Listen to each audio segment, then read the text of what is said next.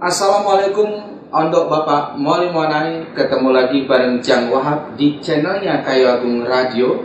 Seperti biasa untuk Bapak Moli Monai, kita bakal membahas mengenai seni, budaya, nilai tradisi, adat istiadat, dan juga cerita rakyat suku Kayu Agung Kabupaten Ogan Komering Ilir. Dan kita juga ketemu dengan Pak Yus Rizal.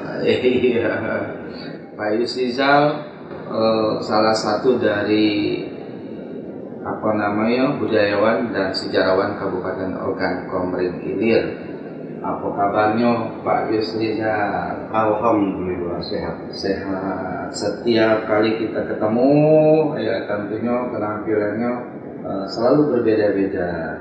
Kali ini nampak cerah ceria dengan busana adatnya. Kalau boleh tahu ini budaya adat apa ini? Ini modifikasi daripada Teluk Belango. Oh, Teluk Belango. Iya, Teluk Belango ya. Jadi kita modif sesuai perkembangan zaman kan? Iya. Jadi kalau bincang-bincang kali ini yang nak kita bahas ini mengenai apa kira-kira Pak Rizal? Nah, kebetulan Iya. aku pakai busana ini. Iya. Ini biasanya digunakan para bujang-bujang di saat menjelang bulan Ramadan. Oh, iya, untuk Bapak mana. Jadi di saat bulan Ramadan, ya tentunya ada yang namanya tradisi ya, yang dilakukan oleh masyarakat suku Kayu Agung Kabupaten Ogan Komering Ilir. Sebelumnya untuk Bapak mana, jangan lupa tonton terus video ini sampai habis. Iya, tentunya yang kita harapkan subscribe dan juga like di video ini. Iya. Oh, jadi itu ya yang namanya tradisi sebelum menjelang dari bulan Ramadan ya. Itu apa-apa yang lebih literally lagi. Biasanya diwat ya. Ya. Untuk masyarakat Ogan Komering Ilir, khususnya masyarakat Kayu Agung ya, itu di saat menjelang bulan suci Ramadan itu banyak sekali kegiatan-kegiatan yang sifatnya menyangkut persiapan bagaimana untuk kita memberikan tenggang waktu untuk bertemu dengan kekasih atau pacar kan? Wah, luar biasa. Remaja kan? Iya. Karena ini bulan puasa itu adalah bulan yang serba disucikan ya. Iya. Tetapi pada awal-awal itu terkadang ada si bujang itu ingin menumpahkan perasaan rasa dia kasih sayang, membanggakan dan sebagainya. Iya. Maka dia ada mengikuti satu adat yang namanya bekadu misalkan. Iya. Nah, tapi setelah dia menikah, ini ada tradisi awal bagi orang-orang tua yang sudah menikahkan putra putrinya untuk menghargai pihak besan, maka terjadilah istilah tat antara. Wah, luar biasa untuk Bapak Moli Monai. Tentunya informasi mengenai tradisi tat antakan ini, hari ini juga, untuk Bapak Moli Monai bisa mendengar langsung informasinya. Tapi jangan lupa untuk Bapak Moli Monai, ya pun.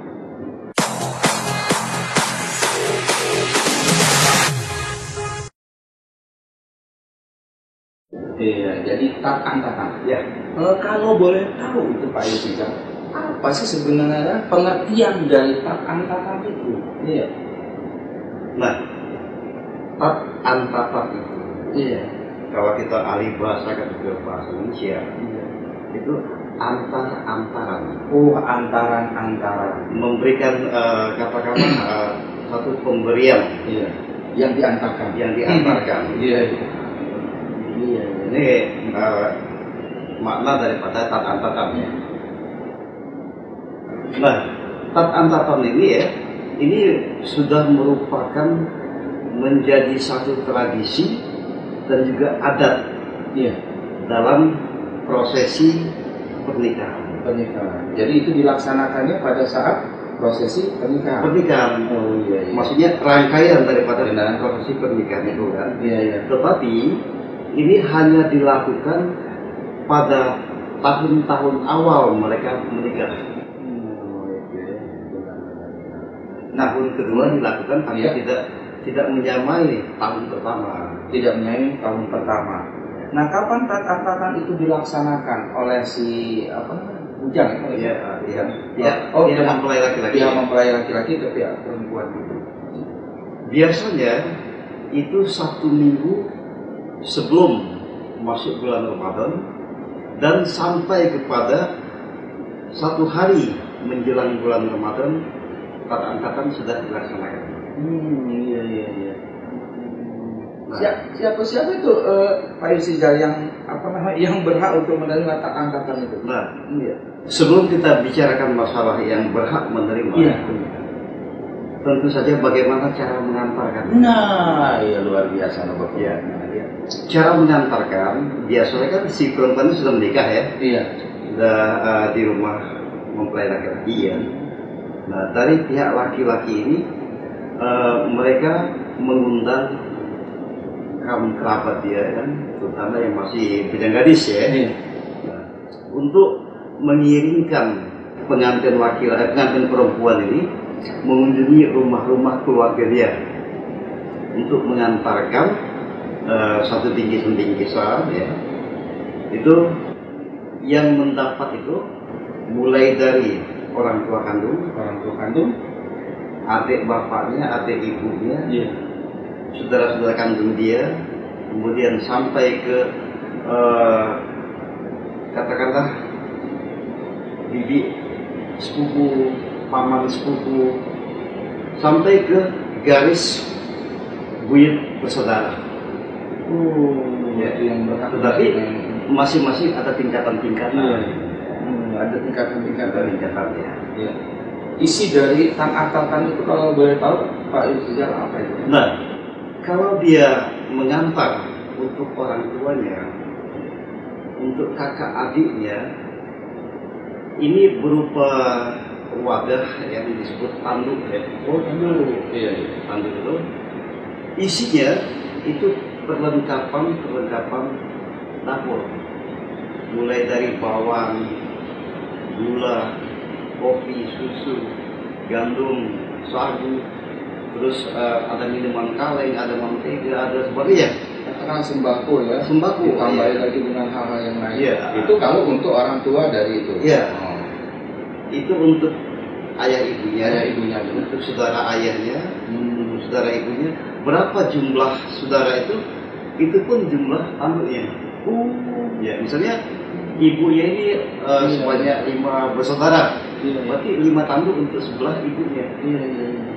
Kemudian sebelah ayah si perempuan ini sekian pula. Jadi sesuai dengan jumlah berapa banyak keluarga, itulah 5 tanduk. Namun untuk kakak adik kandung dia pun sama. Nah, setelah dia keluar satu jenjang, misalnya saudara daripada sepupu orang tuanya kan, ini masih tanduk tetapi isinya sudah berkurang. Nah, mungkin kalau yang poin pertama tadi mungkin ukuran per 1 kilogram. Benar. Untuk yang saudara sepupu itu mungkin setengah kilogram dan sebagainya ya kan. Begitu juga yang lain-lain. Tapi setelah dia masuk ke jenjang nenek 2 bersaudara, ini ada namanya pampam yang dibuat dari kuningan kan, untuk itu. Di dalamnya ada beras, kemudian apakah itu diisi tambah dengan telur bebek atau minuman botol dan sebagainya. Ini untuk rata-rata nenek 2 saudara sampai ke buyut. Jadi agak ada perbedaan ya. Perbedaan. Ya. Nah, karena tat-tatan ya, karena tat-tatan ini adalah adat dan tradisi yang ada di suku Kairaku, ya. Apakah ada hukumnya apabila tidak melaksanakan itu di mata keluarga atau di mata adat setempat itu ya? Nah, kalau tidak dilaksanakan? Sebenarnya itu masalah pemberian ya. Iya. Secara adat itu tidak memaksakan. Tidak memaksakan. Kalau dia mampu laksanakan dan tidak mampu tidak masalah. Iya. Hanya saja terkadang masyarakat itu antara sesama itu agak usil. Iya. Mencemooh dan sebagainya. Kalau sanksi hukumnya nggak ada ya? Nggak ada. Nah, Pak Yusizal, cak mano lah jika terjadi pernikahan yang bukan sesama dengan orang suku Kayu Agung, misalnya Jang Wahab ya, nikah dengan suku Kayu Agung Jang Wahab misalnya dari Jawa Barat. Nah, apakah itu berhak dilaksanakan tantangan itu, Pak Yusizal? Nah, kalau dia sesama suku Kayu Agung itu secara adat satu keharusan pada ada garis miringnya, tidak dipaksakan, sesuai kemampuan. Tetapi kalau dia salah satunya adalah bukan orang suku Kayu Agung, entah dia yang perempuannya atau dia yang laki-laki ya, itu secara mutlak ya, tergantung kita menggunakan perasaan dan penghargaan. Misalnya itu Dewa adalah orang luar suku Kayu Agung, ya, berarti posisinya laki-laki ya. Nah, ini tidak mungkin mau dipaksakan kan. Tapi kalau keluarga Dewa kepengen misalnya untuk ikut-ikutan, tidak masalah. Ya. Dan begitu juga laki perempuan, misalnya perempuannya orang luar, laki-laki orang Kayu Agung. Kalau pihak laki-laki ini mau menghargai pihak perempuan itu, ya tidak masalah dilaksanakan. Itu pun tidak sama dengan pelaksanaan sesama suku. Mungkin hanya diberikan orang tuanya saja sebagai penghormatan. Nah, Pak Yusizal, kan antar-antar itu kan artinya memberikan sesuatu yang diantarkan. Ya. Nah, kan itu membawa sesuatu ya, Isya.